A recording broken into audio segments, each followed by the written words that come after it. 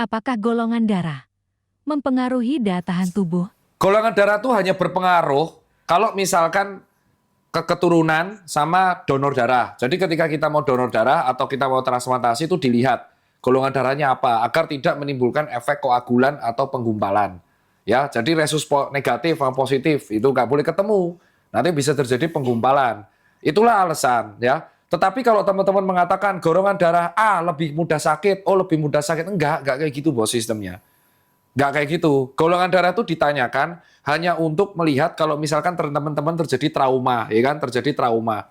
Itu artinya kalau terjadi trauma, terus teman-teman harus mendapatkan donor karena kekurangan darah. Jadi teman-teman kan harus mendapatkan donor darah. Nah, donor darah dilihat golongan darah apa, resus apa. Karena kalau salah, itu bisa terjadi efek penggumpalan. Kayak contoh AB itu adalah resipien universal.